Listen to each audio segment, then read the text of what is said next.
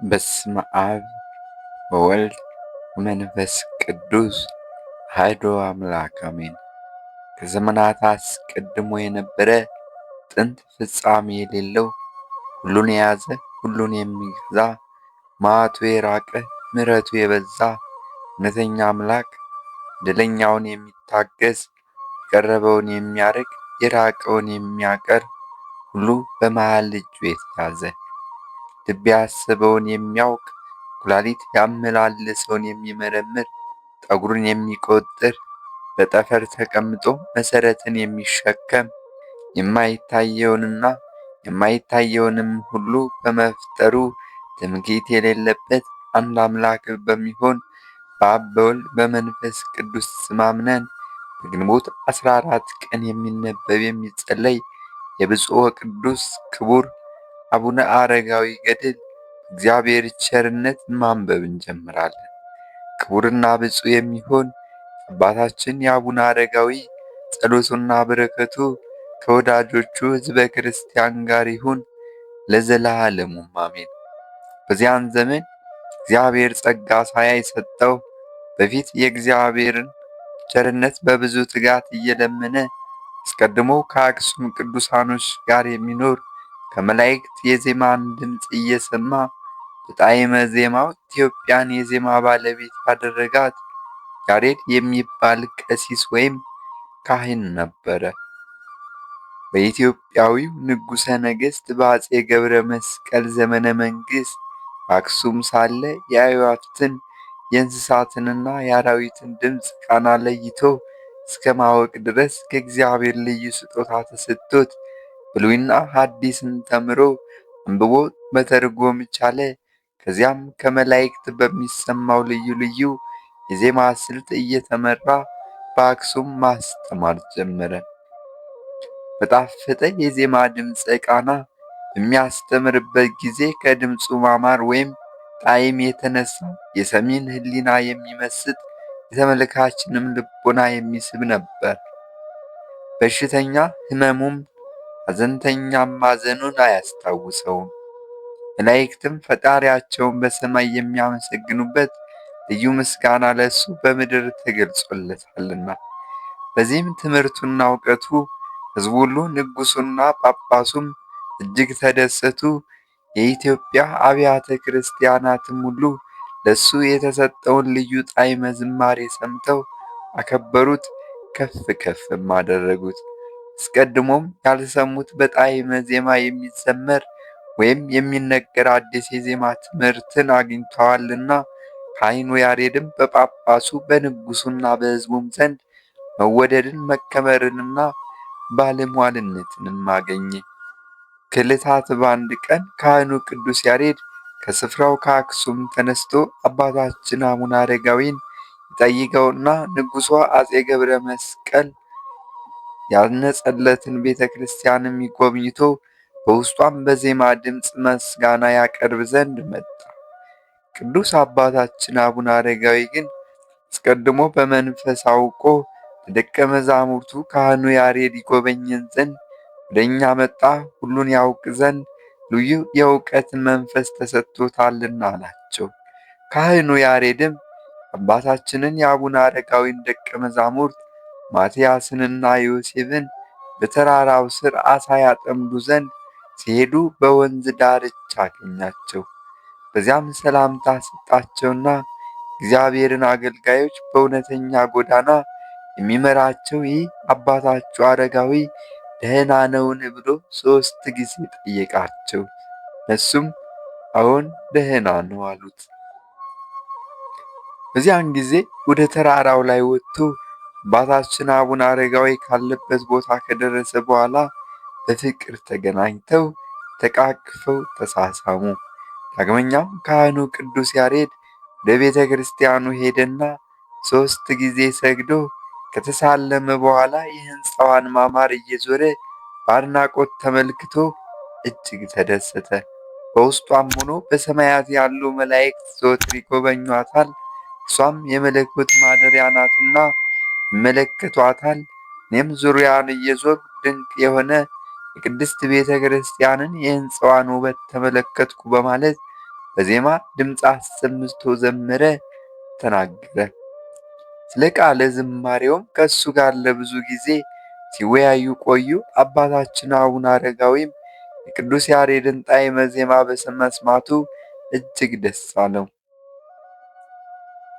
አባታችን አቡነ አረጋዊ በዚህ በደብረ ዳሞ ተራራ ላይ ለሁሉም የሃይማኖትን ትምህርት እየሰጠ ብዙዎችን ከኃጢአት ወደ ንስሐ መለሳቸው። የዚህን ዓለም ሸክም ክብደት ለማቃለል የሚሰጠውን የትምህርቱን ቃል የሰሙ ሁሉ ታላላቅ ሹማምንቶችና ጭፍሮችም ሳይቀሩ በትምህርቱ ተመስጠው መነኮሳት ሆኑ። በጠቅላላውም ለዚያች ለምስራቅ ክፍለ ሀገር ከእግዚአብሔር የፈዋሽነት ወይም የመንፈሳዊ ዶክተርነት ሥልጣን ተሰጠው። ከሰው ወገን እያዘነ ወደ እሱ ሄዶ በደስታ ወደ ቤቱ ያልተመለሰ ማን ነው? እሱ ከሰው ወገን እያለቀሰ መጥቶ ለቅሶም በደስታ ለውጦ ያልተመለሰ ማን ነው? እሱ ከሰው ወገን እየተቆጣና እየተበሳጨ መጥቶ ሰላማዊ በፍቅር ወደ በዓቱ ያልተመለሰ ማን ነው? እሱ ከጎበዛዝቱና ከወጣቱ ወገን ከተራራው ላይ መጥቶ የአባታችንን የአቡነ አረጋዊን ፊት በማየት የትሕትና ትምህርቱን በመስማት ኃላፊ ጠፊ የሆነውን የዚህን ዓለም ፍቅር ንቆ በንጽሕና መኖርን ያልመረጠ ማን ነው? እሱ ጋኔን ከሚፈታተነው ወገን ወደ ታላቁ ቅዱስ አባታችን አቡነ አረጋዊ ዘንድ መጥቶ ጋኔኑ ያልተወው ወይም ያልለቀቀው ማን ነው? እሱ ለምጽ ከያዘው ወገን ስነ ምግባሩ የጠራ ቅዱስና ብፁዕ የሚሆን ወደ አባታችን ወደ አቡነ አረጋዊ መጥቶ ከለምጹ ያልነጻ ማን ነው? እሱ የአእምሮ መታወክ ከደረሰበት ወገን እንደ መላእክት ጽዱለ ባሕርይ የሚሆን ወደ አቡነ አረጋዊ መጥቶ በጊዜው ትክክለኛ አእምሮውን ያላገኘ ማን ነው? እሱ እንግዲህ የምስጋናውን ዜና ታምራቱንና ገድሉንም ጠንቅቆ ለመናገር የሚቻለው ማን ነው? ነገር ግን ገናንነት፣ ኃይል፣ ሥልጣን፣ ችሎታ ያለ አንድ አምላክ ለሚሆን ለአብ ለመንፈስ ቅዱስ ብቻ ነው። ይህ ሁሉ በእሱ ዘንድ ይደረግ ዘንድ ይቻላልና ረድኤቱም የስጦታ ኃይል ይህስ አባት ይህን ታላላቅ ተጋድሎ ለማድረግና በጎ ሥራዎችንም ለማከናወን ይቻላል። ጌታችን በወንጌል የላከኝ አባቴ ካልመረጠው በስተቀር ወደ እኔ ይመጣ ዘንድ ማን ችሎታ አይኖረውም ብሎ ተናግሯልና። ይህ አባታችን አቡነ አረጋዊ በክርስቶስ የፍቅር ገመድ ተስቦ ይህንን ገድል ጀምሮ ለመፈጸም በቃ። እነሆ ዛሬም ከሰይጣን ወጥመድ ያድነን ዘንድ በጸሎቱ እንማጸናለን። መንጋውንም ዘወትር ተግቶ እንደሚጠብቅ መልካም እረኛ ይጠብቀን ዘንድ ተስፋ እናደርጋለን እስከ ዘላለሙ ድረስ አሜን። እንደ አምላክ በሚሆን በአብ በወልድ በመንፈስ ቅዱስ ስም አምነን ግንቦት 14 በዚች ቀን ከመንፈሳውያን ሐዋርያት ጋር አንድነት ያለው የከበረ አባት አባ ጳኩሚስ አረፈ።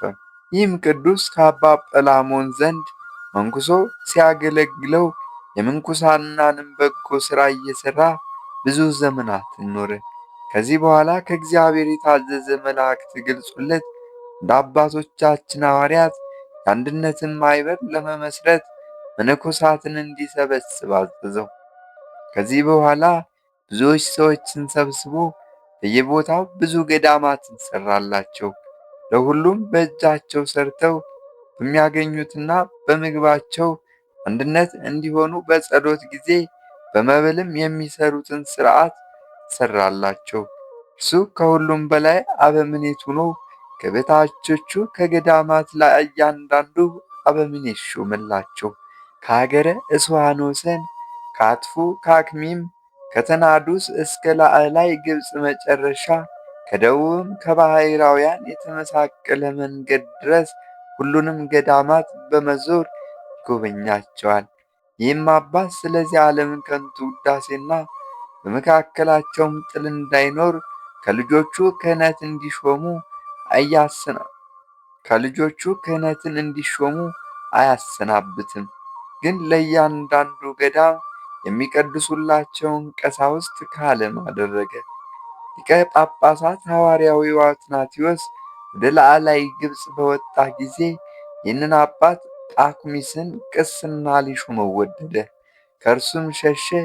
የከበረ አትናቴዎስም ልጆቹን የማይናወጽ ቤትን የሠራህ ሆይ ከንቱ ውዳሴ የራቅ አንተ ብፁዕ ነህ፣ ልጆችም ብፁዓን ናቸው ብሎሃል በሉት አባታችሁን አላቸው።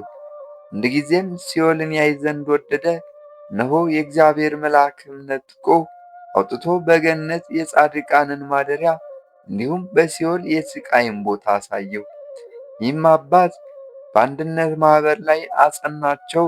ሥርዓትንም እየሠራላቸው በምኔት ሆኖ 40 ዓመት ኖረ። ከዚህ በኋላ በእርሱ ፈንታ ደቀ መዛሙሩን ቴዎድሮስን ሾሞላቸው በሰላም አረፈ። እግዚአብሔር ምስጋና ይሁን፣ እኛንም ይጠብቀን፣ በአማላጅነቱ ይማረን ለዘላለሙም አሜን።